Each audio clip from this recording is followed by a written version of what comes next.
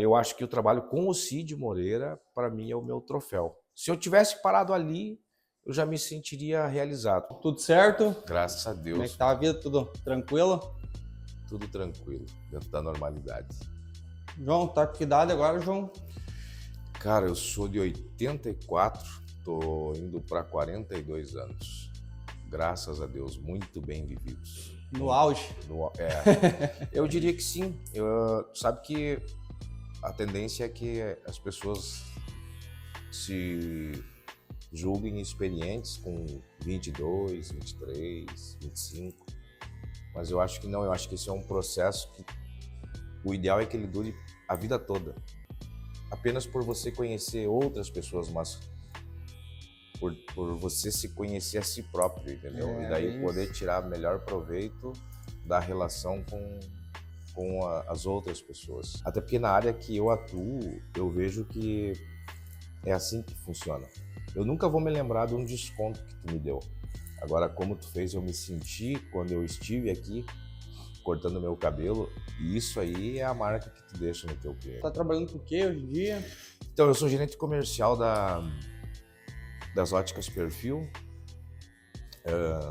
do seu Eliseu. Hoje eu atendo as 4 unidades e atendo mais 2 em Ijuí, mais uma em Santiago. Sou gerente de 7 lojas. 7 lojas.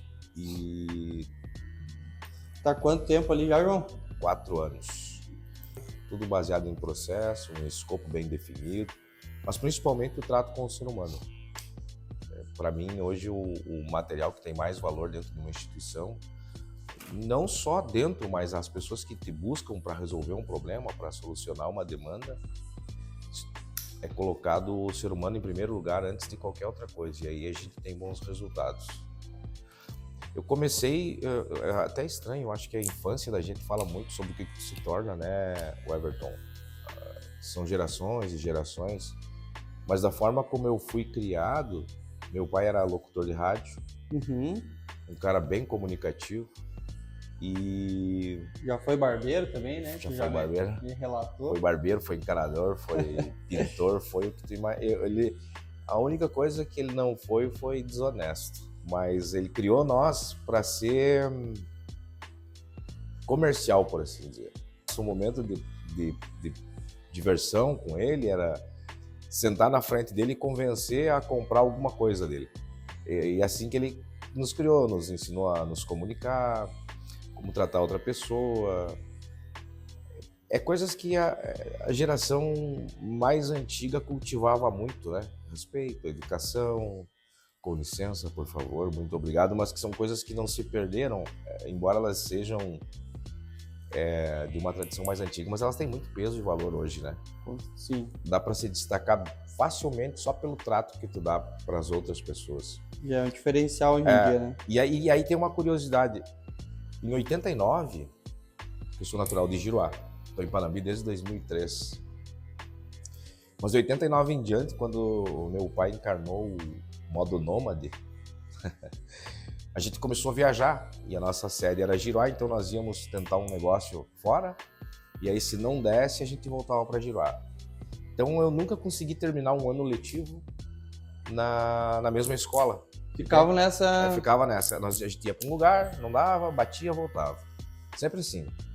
E... Que idade tu tinha mais ou menos nessa época, João? Eu tinha, em 89, eu tava com 5 anos. Era bem pequeno, né? Mas só, engraçado que naquela época eu não entendia, cara. Eu pensava, eu nunca vou ter meus amigos, eu não ia poder dizer assim, poxa, eu estudei com o fulano do pré até o 8º. Não, isso não existiu. E eu não entendia, não compreendia, achava até ruim. Mas com o passar do tempo eu comecei a perceber que isso me tornou extremamente adaptável. Então hoje eu não tenho problema em construir uma relação nova com pessoas ou aumentar o meu leque de network, porque em todos os lugares que eu estive era sempre a mesma história, era eu e outros seres humanos. Então eles estão em todos os lugares, a minha função, por assim dizer, era me adaptar e me dar bem com eles. Sim. Parecia ruim? Era ruim? Era, porque tu sempre se apega às pessoas, né? Tu gera uma proximidade, aí tu tem aquele que é o teu amigo, tu tem as tuas amigas, E do nada tu diz, pessoal, eu tenho que ir porque o pai tá indo embora e eu tenho que ir junto. Então, eu não tinha escolha.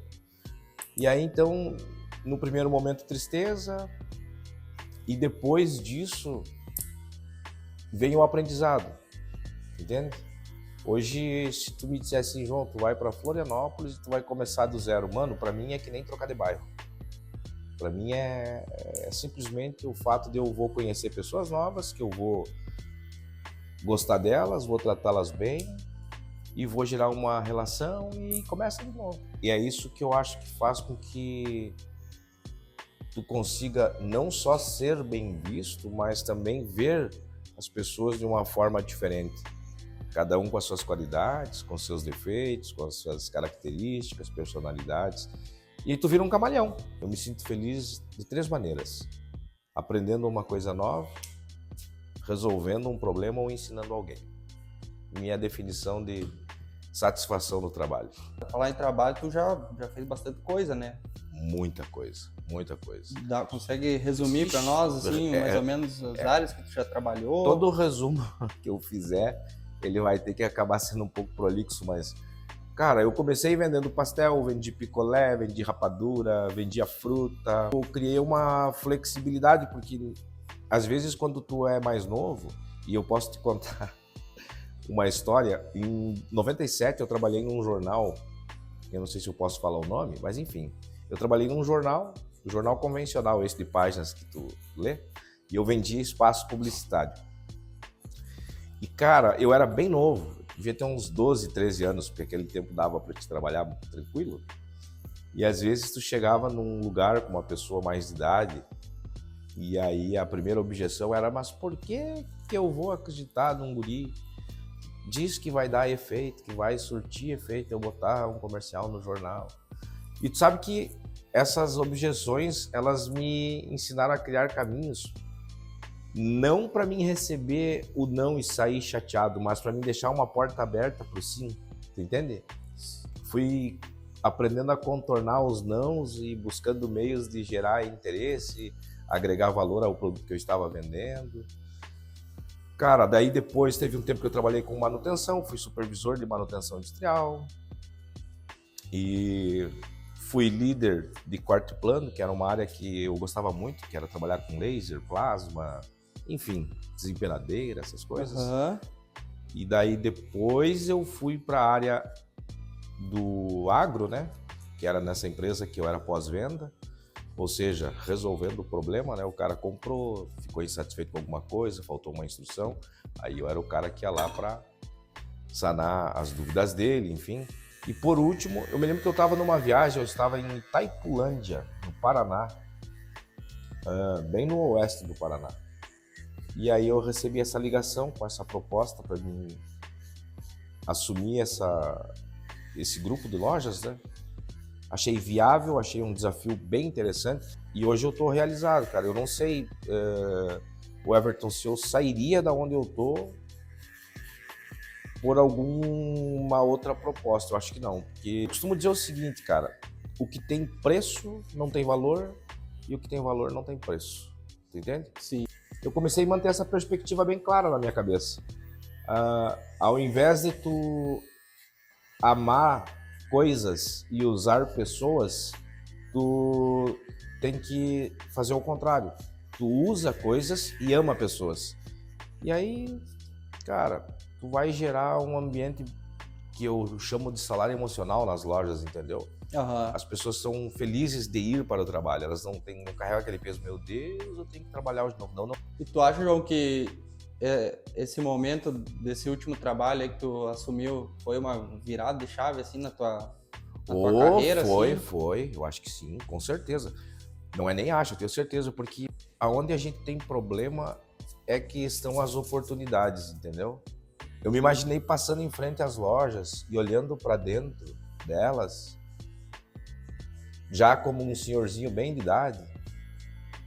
Eu acho que eu sou capaz de chorar na frente da loja, pensando em tudo de bom que eu vivi, todos os caminhos que a gente caminhou junto, sabe? A sinergia que era a equipe, que é com o proprietário, os resultados que a gente atingiu. E nesse momento é que eu penso no futuro. Eu já tenho algo previsto para o futuro, porque eu não sei se eu ia conseguir ficar sem fazer nada, sabe? Aham. É ruim definir o descansar. Para ti, descansar pode ser sentar, tomar um chimarrão. Para mim, o descansar é tá fazendo alguma coisa produtiva, ou para mim, ou para alguém, né? Eu comecei agora uma segunda faculdade, sou formado em administração. Comecei agora uma segunda faculdade de teologia, que é um assunto complexo, mas é algo que eu gosto, me chama atenção, envolve Legal. bastante leitura, reflexão. Depois dessa, talvez eu faça alguma outra para poder me entreter e manter. Produção de áudio também, né, João? Isso. Tu ainda tá tocando isso? Como é que tá a situação? Sim. Tanto é, o Everton, que tem material, graças a Deus, que a internet abriu muita porta, né? Tem material espalhado por todo o Brasil. Emissora de TV, gravo para rádios do Brasil todo, produzi muito material aqui, né? E tu sabe que isso começou por um acaso, cara. Em 2002, eu estudava no Colégio João 23, lá em Giruá, e umas meninas iam fazer uma apresentação de dança em Santa Rosa. E como eu sempre gostei de ler e nunca tive problema em me comunicar, timidez é uma coisa que eu tive que perder com o tempo. Aí elas me convidaram para ler um texto antes da apresentação. Aí tinha um porém. Como é uma dança, tem aquela questão do sincronismo, da entrada e coisa e tal. E aí eu fiz um comentário, disse, gurias, e se na hora lá eu ler mais rápido, ou ler mais devagar e ficar um espaço, sabe, em silêncio, ou eu entrar, eu continuar lendo e vocês já ter que começar a dançar, como é que a gente faz? Aí surgiu a ideia de a gente gravar isso, fazer gravado. Sim. Tá? E foi a primeira vez que eu entrei num estúdio, em 2002. Cara, quando eu ouvi aquilo, eu pensei, quero aprender a fazer e vou desenvolver isso aí. E daí comecei a estudar, comecei a pegar referência, estudar. E hoje eu tô com o meu terceiro setup de equipamento, que é o que eu entrego para TV, né? É um material que eu consigo entregar para nível nacional. Então, é uma paixão que eu tenho. Inclusive, eu acho que no futuro, quando eu já talvez não tiver com uma idade mais avançada e que eu não puder trabalhar, manter uma rotina, esse vai ser uma das atividades que eu quero manter. Já tá há alguns anos já fazendo isso aí, João. Eu comecei em 2002, mas o negócio começou a ficar bom. Profissionalmente, digamos? Eu acho que uns 10, 12 anos depois, porque não é da noite pro dia. Tem muita coisa boa no mercado e sabe que para mim começar a ganhar espaço, o que eu fiz? Eu gravei demo, alguns textos e comecei a enviar para produtoras. E aí teve um cara que me aconselhou muito, inclusive esse cara ele esteve no programa do Jô Soares, que é o Alexander Ray Hunt, que infelizmente já faleceu. Eu mandei um material para ele e pedi uma avaliação. Porque assim, se tu se acha bom, provavelmente tu não ouviu tudo, não se fez todas as perguntas ou não pegou uma referência. E esse cara era um top 1 aí, sabe, do Brasil, gravava para cinema, ele tinha uma afluência muito grande em inglês, gravava chamada para os Estados Unidos também. Ele disse assim, mano, mas tu tá pronto, cara, eu preciso que tu venha para São Paulo, porque aqui em São Paulo tu coloca... E foi assim. E aí eu disse, não, mas eu não tenho, porque eu tenho a minha família aqui, eu não posso sair daqui, eu tenho medo de cidade grande, né? Tentei morar uma vez em Florianópolis, não se adaptou. Não foi uma experiência muito boa. E aí esse cara começou a me posicionar. E aí eu mandei para uma produtora, que mandou para a segunda. Se tu for ver, Everton, se tu escutar os meus trabalhos, eu não tenho, por exemplo, uma página. João Jonatas, locutor publicitário. Não. Esse trabalho se deu meio que no boca a boca. Um foi indicando para o outro foi indicando para um, e foi indo. Tem muita coisa que roda até hoje que eu tive a oportunidade de gravar, sabe?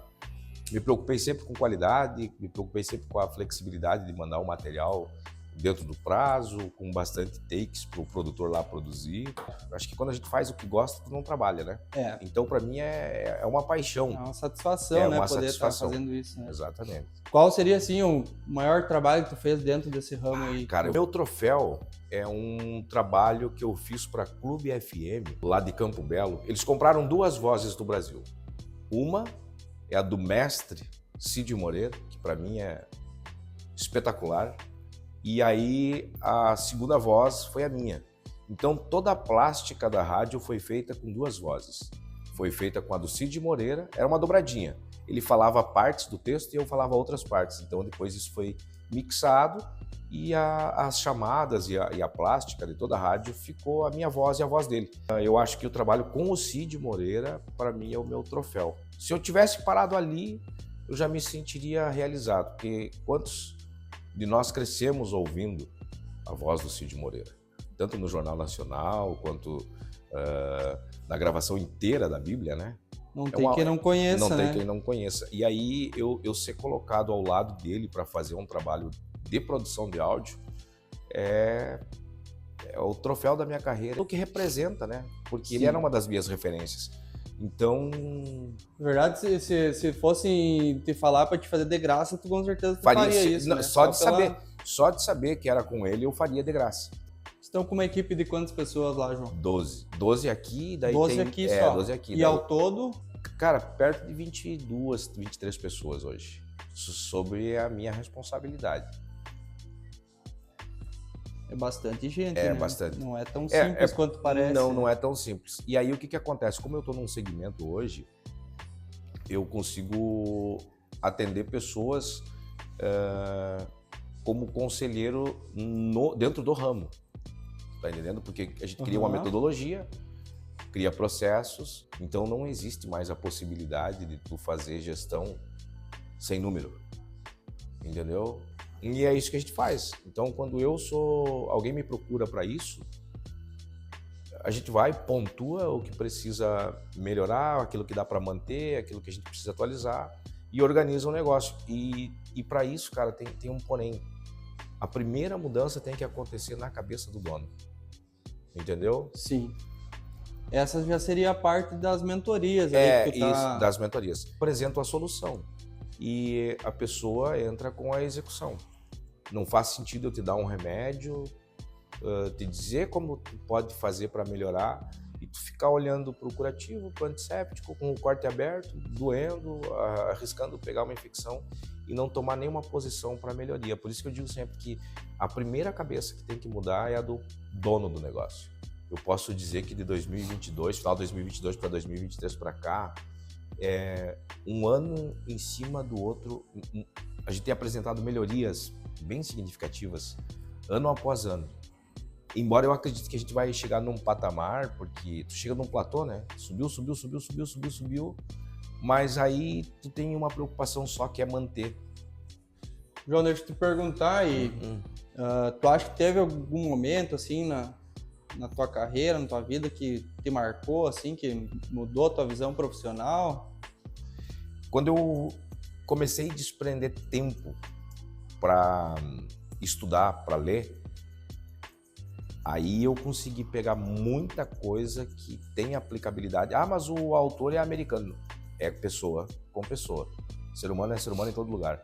Então, assim, o grande estalo foi quando eu peguei referências, principalmente da parte administrativa, né? Os grandes administradores, a parte temperamental e comportamental, muito, vale muito a pena investir nisso, dá tempo nisso. Não adianta tu se tornar um obeso intelectual, cheio de conhecimento, mas de que tudo aquilo que tu aprendeu, tu não aplicou nada, então ele não te serviu para nada, só encheu a tua cabeça de coisa e é aprender e aplicar. Ah, mas eu não consigo aplicar tudo porque é um livro grande. Não, mas escolhe coisas que são primordiais, que causariam um primeiro impacto positivo e começa a pôr em prática. Quando vê, tu tá colocando tudo em prática. Porque a clareza das tuas operações, elas vão pedir processos, atitudes novas, entendeu? E quando essas ferramentas te faltar, aí tu vai pro livro, vai pro estudo, vai pra pesquisa. Quem já alcançou aquilo que quer alcançar, isso, exatamente. Tem algum autor, algum livro assim que... Tem muita coisa, cara. Eu gosto de ler Augusto Cury, eu gosto de ler um administrador americano que é o Branson, eu não vou me lembrar do primeiro nome dele. Gosto muito do Dale Carnegie. Não gosto de autoajuda, gosto de relacionamento interpessoal, tá? Aham. Eu não estou dizendo com isso que autoajuda é nocivo. Tudo tem utilidade, tá? São 3 pilares para mim: o comportamental, né? O temperamental e a comunicação. São 3 fatores que vai fazer com que tu comece a perceber o ser humano de uma forma diferente. Corte pra torcida? Até porque existem, digamos, ferramentas, treinamento, tu Tem. conseguir fazer isso, né? é. Tu querer parecer ser mais amigável, né? Mesmo não sendo, né? Não sendo natural da pessoa. Não, né? não. E aí esse é o problema, porque se tu for realmente natural, a pessoa vai passar a confiar em ti, e ela vai se abrir contigo, ela vai ver que tu é uma pessoa de confiança, ela vai simpatizar contigo. Agora, se tu tá agindo com esse personagem, tá? E a pessoa perceber, nesse momento, inconscientemente, ela se fecha pra ti. E ela pensa assim: esse cara tá de sacanagem comigo. Se tu não tiver preocupação em impressionar desde o teu bom dia até o muito obrigado pela tua compra, entendeu? Espero que tu tenha sido bem atendido. Se isso não for completo, no meio do caminho tu falhar, tu compromete todo o processo. Cara, eu vou dizer 3 coisas para deixar aqui para ti como registro. A primeira: envelhecer é uma dádiva. Segundo, tem que desacelerar. A gente tá nos dias assim que tu não para lembrar o que tu comeu no café da manhã, para refletir sobre o dia. Muito no automático, né? E a terceira é o seguinte: a maior riqueza que a gente tem é a possibilidade de estar todo dia interagindo com o ser humano. É porque com eles nós aprendemos. Sempre tem alguém que vai te dizer alguma coisa positiva, alguma coisa que tu ainda não saiba. E eu gosto de me comunicar com toda a faixa etária de idade, de 16 a 60, a 80. Sempre tu vai ouvir alguma coisa que tu ainda não sabe. Exatamente. Uma última pergunta para fazer para ti. Tem alguma coisa que tu ainda sonha em conquistar, que tu ainda não conquistou, assim, que seria algo importante assim para ti? Enfim, na tua carreira, na tua vida pessoal, independente do que for? Cara, eu já me sinto realizado, entendeu? Eu quero, como conquista mesmo, poder formar alguém para deixar no meu lugar quando eu não puder mais atuar. Eu quero poder ensinar pessoas, quero poder compartilhar conhecimento. Eu tenho meu filho, né? De 9 anos. Então, embora os tempos sejam totalmente outros, eu sinto aquela necessidade de fazer o que todo pai quer, que o filho se pareça com ele. Então eu quero poder transmitir isso de uma forma que eu consiga somar, não só com a utilidade que teve para minha vida, mas que eu consiga multiplicar isso na vida de outras pessoas. E aí sim, eu posso dizer que eu não deixei só um trabalho, eu deixei uma marca. Porque com o passar do tempo, quando eu me for, e todos nós vamos, alguém lembre de mim e diga: bah, eu aprendi isso com o João. Isso aí. Maravilha. Como sempre. João, te agradecer por ter participado aí com nós. Eu que agradeço, mano. E por ter falado tanta coisa importante e bem legal dividir esse tempo aí contigo, beleza? Todo o barbeiro tem um pouco de psicólogo, né? Sim. Então é isso aí. Pra mim também foi muito bom, prazeroso, e ainda sair com o cabelinho na régua. Tamo junto. Show de bola. Obrigado, Valeu, João. um abração.